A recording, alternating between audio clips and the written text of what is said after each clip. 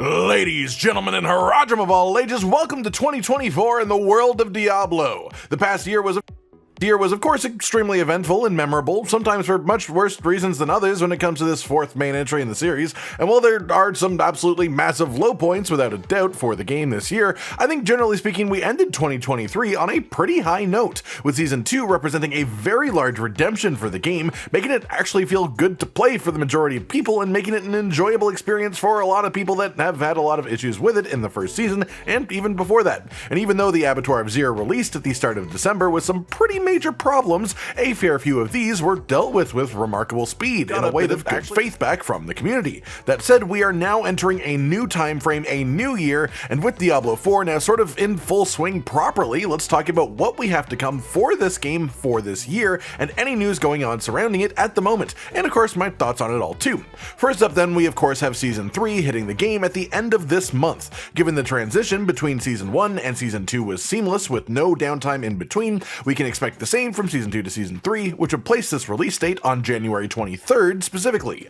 Very recently, we had a tweet from Adam Fletcher, the Global Community Development Director for the game, where someone asked if there was any word on the next developer stream, as it was mentioned that there would be at least one of these in January to discuss the upcoming season. The response he had is, not yet, but that everyone would be hearing more about it in the coming weeks along with a stream date. Congruent with this, he also said in response to someone else that there would be news about Diablo 3's Season 30 specifically this week, and since then we've just had it fully announced that Season 30 for the game will be starting on the 12th in just a couple of days. So assuming that they don't want to overlap that at the same time as announcing Season 3 for Diablo 4, and so next week is likely off the table. As well, we have it confirmed that Season 3 has not gone through any unintended delays either. On top of that, the developers have made a commitment to not put in any major patches to the game without releasing patch notes for us to look at the week before it happens, which usually comes along with the stream. And so using all of that information together, we can pretty tightly pinpoint when this stream will be happening, as the only timing that lines up with all of that is sometime between the 15th and 19th of this month. It also has to be during the work week, of course. That said, we can get it even tighter, as realistically there are only 3 days of the week that this stream would probably happen. Either on the 16th, the Tuesday, to make it a proper full week before the end of Season 2, or on the 18th or 19th, as Thursdays and Fridays are their regular days for doing these developer streams in the past. So basically we have it narrowed down to one of the 3 days all quite close together, and I'm about 99.9% confident in that assessment. Either way, that is where we will learn the proper details about Season 3, but for now, let's talk about what we know about it so far. Season 3 will of course have its own powers and side storyline and activities like the previous seasons, but the main features that we've been told about ahead of time are the Gauntlet, which is a fixed seed procedurally generated dungeon that is the same for all players, resetting and changing each week. That means every player can enter the exact same dungeon with the exact same layout, the same monsters in the same places and the same difficulty, which creates a nice controlled zone to work out actual player power. And thus with this comes the long requested feature that is leaderboards. These leaderboards are generally going to be held to within specific classes so that you are only comparing yourself with other members of your class, which is obviously fair. And there are also group leaderboards too. Getting different rankings on said leaderboards each week will give you different rewards, and the Gauntlet and leaderboards are confirmed to be a permanent feature for the game, not just a seasonal thing either. On top of this, the developers have promised more endgame content in general, with one of the major avenues to do so they've talked about being more endgame bosses, the way that they added them with Season 2 and all their unique target farming shenanigans. And they have said that they want to add to the summonable boss list over time, and so it's likely we'll get at least one more of these this upcoming season. On a similar note, the developers have said that they fully enjoy that players are farming Duriel for 925 item power gear and enjoy having a source for players to actually do that, but wish that there were more options to do so, and so they are planning on creating some sort of secondary avenue to get guaranteed 925s so that people are not locked to purely Duriel farm. We don't know exactly what form that will take, but we know that it is one of their goals. As well, we know that Helltide is going to get some significant changes thanks to both player input and feedback, and then also the comparison with the Blood Harvest seasonal event itself from Season 2. The developers have decided that Helltide should no longer be inactive for longer than it's active, and with Season 3 it will be changing to last for 55 minutes within each hour, then go inactive for only 5 minutes. So basically, there's a Helltide every hour, every day, with only 5 minutes of downtime in between each one. Significantly better than we've had it up until now with those, especially as with the endgame boss summoning system, Helltide became much more important and relevant as an actual looping farm activity. All in all, while we do know a lot about what is coming with Season 3 as far as permanent game changes, we don't know pretty much anything about the actual seasonal ports itself, and that's what we'll be learning at that developer stream when it actually happens. That out of the way then, there is one more thing. This is obviously not quite a confirmation or any change that's actually happening, nor a timing for it, but the request tweet says next season, so this feels like the right place to talk about it, and the request specifically is for duplicate protection against Uber Uniques, or at least making Uber Unique farming more accessible in general. Of course, this basically just means the idea that you can't get two of the same Uber Unique,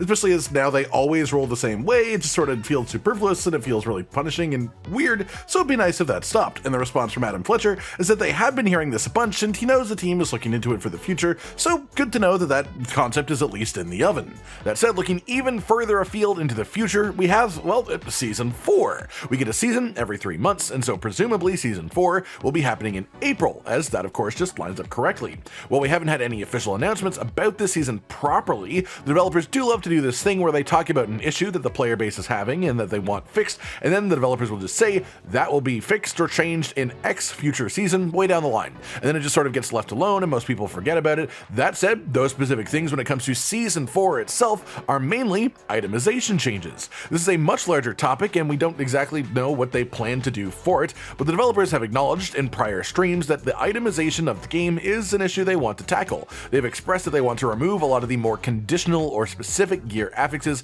that require obscure situations to actually activate, or just remove some of the really ineffective or lesser used ones as well, with the general concept of making the affix pool of the game smaller but also more relevant and usable, with all remaining stats being things that players actually want to have. Players will actually seek them out, and thus making it easier to find good gear that actually makes you excited. On top of that, they want it to be clearer if a piece of gear is good or not for each slot, and they've mentioned something along the lines of tying affixes to gear slots much more actively and particularly. Something like how right now a chest piece can have defensive affixes, and often in best builds is used for defensive affixes, but it also can have some obscure offense affixes too, which people will sometimes use. But the game as a whole would be much simpler to balance for the devs if all chest pieces had only defensive affixes available, as you could assume that every player has defensive affixes in that slot from that point forward, that type of thing. Yes, this would remove some choice from the players and some customization from build creation too, but if this is the route that they go down,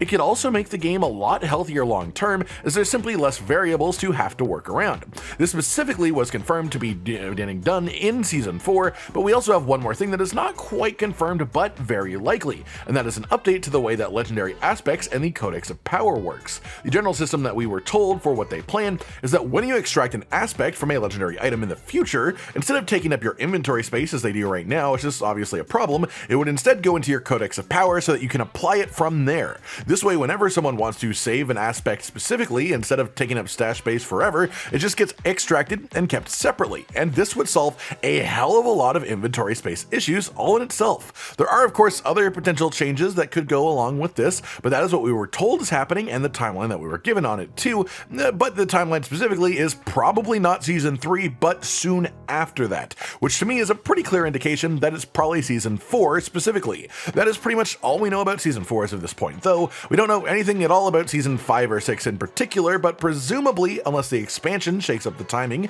these will be starting in July and October respectively. On that note, the final proper event worth talking about here is of course the expansion itself, Vessel of Hatred. This was announced at BlizzCon and very little was revealed about it at the time. We know that it will continue the main story, that we will progress south through the continent to the region of Nahantu with familiar locations from previous Diablo games. We know that it will have a brand new class that has never been playable in a Diablo game before, and quite importantly, we were told that we would have a major reveal about the expansion with a lot more actual information to go off of 6 months or so after the reveal happened. We were told that information on November 4th, 6 months after that would put this right around May. Given that logically Season 4 is due to start in April, I would imagine that this will hit middle or late May so that they can have this reveal in the nice middle of season lull period so that it doesn't take away from the currently active season. But regardless of minor speculations, May is the time period that we're given based off of that, so that's when you can expect to hear a lot more about the expansion. Then past that, we have a couple more things to talk about that have been confirmed to be on the list of things being done this year, but we haven't gotten a specific timeline on them specifically. The first is loadouts. Quite simply, the ability to save a set of gear, skill points, and paragon boards together so that you can switch between builds builds at the click of a button. Even if it still costs millions of gold to swap, the simple ability to swap quickly will in itself give a massive bump to the concept of people playing multiple builds per season, as right now a lot of people just cannot be bothered to do anything other than make one build that they think either is fun or they think is strong, and then stick with that for the whole season before they stop playing, which is just of course sort of backwards to how the devs want the game to be played. More builds is more replayability, and of course that's what they want, but it's also only a thing that is happening because the way that the game was made by them in the first place, and loadouts are a really big thing for actually fixing that. Then the other main thing is a loot filter. This game has an obscene amount of loot, and while the developers have implemented their own sort of basic loot filter now, with items that aren't sacred no longer showing up in World Tier 3 unless they're legendaries, instead turning directly into crafting mats, and items that aren't ancestral doing the same thing in World Tier 4. This is definitely not quite as extensive as players would like, as the ability to do similar, but have it work off of specifically legendary aspects, specific unique, specific affixes on gear that we could choose ourselves, and that way you don't even have to look at a piece of gear unless you know for a fact it has something that you want, which would be great. That would be so ideal, and the developers are aware of this and that we want this, and they've said that it is something that they want to add too, but it will be waiting until there are revisions done to the way that items work right now in general as a baseline first, presumably mostly referring to the major itemization changes we talked about being planned for Season 4. As a result, and the fact that they probably want some time in between these features in case any errors need resolving, I would expect this change to hit around Season 5. In fact, I would expect both of these that I just mentioned around Season 5, loadouts as well, as they likely want to implement any of these larger requests from the community that they've acknowledged before the expansion releases, so that they can drive up our trust and good faith in order to have us actually, be okay with spending more money to keep playing their game. Given that the expansion is slated for late 2024, I would assume that these changes are likely to happen with Season 5 before that happens, but again, that part is just speculation. That just about does it then, everyone. Everything we currently know about the plans for 2024 in Diablo 4 as a way to bring in the new year of the game, sort of. What are your thoughts on all of this then? Does this sound like an acceptable set of plans for the year, or are you hoping for something more? Like if you liked the video, subscribe to the notification bell for more, and most importantly, ladies and gentlemen, until next time, stay sweet.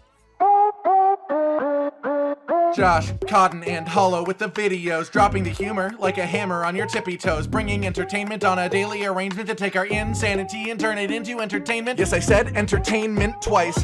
to reiterate that it is nice to look into your faces on a mostly daily basis when you let us in your homes to make the whole world a stage. Goodbye.